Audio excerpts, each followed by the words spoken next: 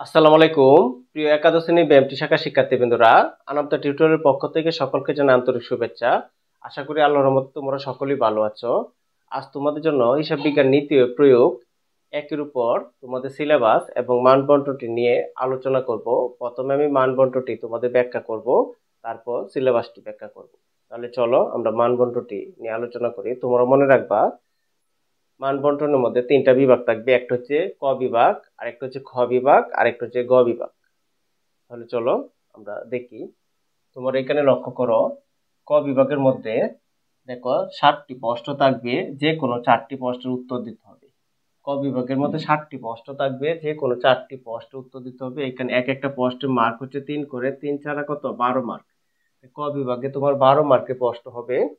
তারপরে খ বিভাগের মধ্যে লক্ষ্য করো, এখানে 5টি অঙ্ক থাকবে। 5টি অঙ্ক থাকবে, যে কোনো 3টি অঙ্কের উত্তর দিতে হবে। এক একটা অঙ্কের মার্ক হচ্ছে 7 করে, তাহলে আমাদের মার্ক হবে 3 7 21 মার্ক। তারপর দেখো, গ বিভাগের মধ্যে একটি অঙ্ক থাকবে, অর্থাৎ আর্থিক অবস্থা বিবরণী একটি উত্তর দিতে হবে। মানে আর্থিক অবস্থা বিবরণীর উপর একটা অঙ্ক থাকবে, একটা উত্তর দিতে হবে। মার্ক হচ্ছে 12 মার্ক। তাহলে তোমাদের টোটাল মার্ক হচ্ছে যে 12 21 আর 12, টোটাল আমরা যোগ করলে হবে, মোট নাম্বার থাকবে তোমাদের 45 নাম্বার। মানে 45 মার্কে তোমাদের পরীক্ষা হবে। এর সময় থাকবে তোমাদের 3 ঘন্টা।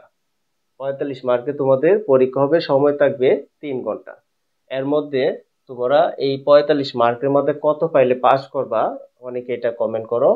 তোমরা মনে রাখবা, 45 মার্কে 3 ভাগে ভাগ করবা। 3 ভাগে ভাগ করলে আমরা কত পাই? 3 × 45, 15 করে পাই। তাহলে 45-এর মধ্যে যদি তোমরা 15 নাম্বার পাও, তাহলে তোমরা পাস করতে পারবা। আর তোমার এই যে তোমাদের টোটাল 100-র মধ্যে 45 নাম্বারে তোমাদের পরীক্ষা হবে, আর বাকি 55 নাম্বার স্যারের কাছে থাকবে প্র্যাকটিক্যালি। তোমরা যদি এ প্লাস পেতে চাও হিসাব বিজ্ঞানে, তাহলে তোমাদের কি করতে হবে?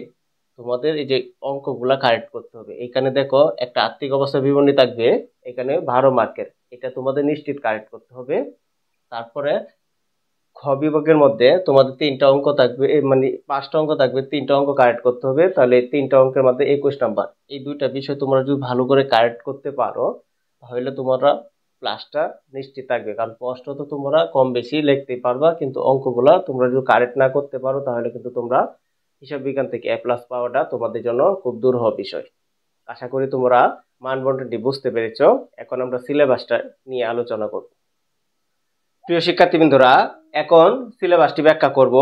চলো আমরা সিলেবাসটা জেনে নেই। এখানে লক্ষ্য করো, দেখো প্রথম অধ্যায় নামটা হচ্ছে হিসাব বিজ্ঞানের ভূমিকা। এখান থেকে তোমাদের শুধু প্রশ্ন থাকবে, এখান থেকে প্রশ্ন থাকবে।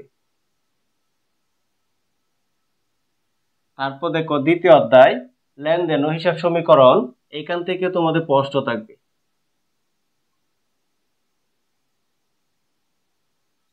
তারপর তৃতীয় অধ্যায় লিপিবদ্ধকরণ প্রক্রিয়া, এখানে তোমাদের প্রশ্নও থাকবে এবং অঙ্কও থাকবে। এখান থেকে একটা জাবেদা থাকবে, মানে একটা অঙ্ক থাকবে, একটা জাবেদা থাকবে, প্লাস রেওয়া মিল থাকবে,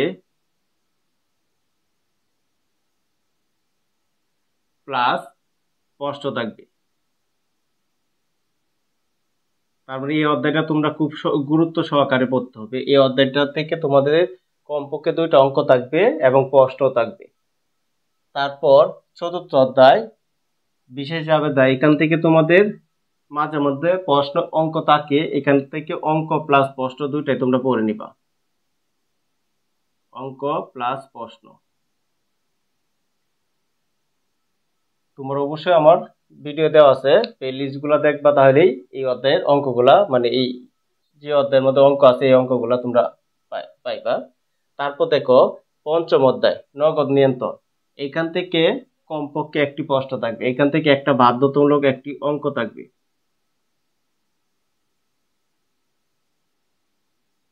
অঙ্ক প্লাস প্রশ্ন, এখান থেকে অঙ্ক থাকবে, প্রশ্ন থাকবে, একটা ব্যাংক সমন্বয় বিবরণী এখান থেকে থাকবে মাস্ট। আর এখান থেকে 2টা অঙ্ক থাকবে, একটা জাবেদা আর একটা রেওয়া মিল মাস্ট। তারপর দেখো কার্যপত্র, এটা তোমরা পাস দিতে পারো, কারণ এটা থেকে অঙ্ক থাকে না, প্রশ্ন থাকে না। তারপর সপ্তম অধ্যায় দেখো একতরফা দাখিলা পদ্ধতি, এখান থেকে প্রশ্ন একটা প্রশ্ন থাকবে এবং একটা বাধ্যতামূলক অঙ্ক থাকবে। কথাটা তোমরা মনে রাখবা, এই অধ্যায়টা থেকে একটা বাধ্যতামূলক অঙ্ক থাকবে এবং প্রশ্ন থাকবে। অষ্টম অধ্যায় হিসাব বিজ্ঞানের নীতিমালা, এখান থেকে শুধু প্রশ্ন থাকবে। তারপর নবম অধ্যায়, এটা যেন আর্থিক বিবরণী বা চূড়ান্ত হিসাব বা আর্থিক অবস্থা বিবরণী, এখান থেকে একটা অঙ্কই থাকবে প্লাস প্রশ্ন থাকবে। অঙ্ক প্লাস প্রশ্ন, এখান থেকে তোমরা মনে রাখবা, এখান থেকে 12 মার্কের একটা প্রশ্ন থাকবে। এই প্রশ্নটা অবশ্যই তোমার এখান থেকে 12 মার্কের একটা অঙ্ক থাকবে। অঙ্কটা তোমার অবশ্যই ভালো করে শিখে নিতে হবে। তোমরা যদি এই আর্থিক অবস্থা বিবরণীর উপর অঙ্কের ক্লাস চাও তাহলে অবশ্যই আমাকে কমেন্ট করে জানাতে পারো, আমি ক্লাস দেওয়ার চেষ্টা করব। আর তোমরা যদি হিসাব বিজ্ঞান নীতি ও প্রয়োগ একের উপর একটি সাজেশন চাও, যে সাজেশনটা তোমাদের 2025 সালে মানে কমন পড়ার সম্ভাবনা থাকবে ইনশাল্লাহ 99%। যদি এরকম সাজেশন চাও তাহলে অবশ্যই আমাকে কমেন্ট করে জানাবে। কমপক্ষে 10টা কমেন্ট আসলে আমি তোমাদের তাড়াতাড়ি সাজেশনটা দেওয়ার চেষ্টা করব। আশা করি প্রিয় শিক্ষার্থী বন্ধুরা আমার ক্লাসটি তোমরা বুঝতে পেরেছো।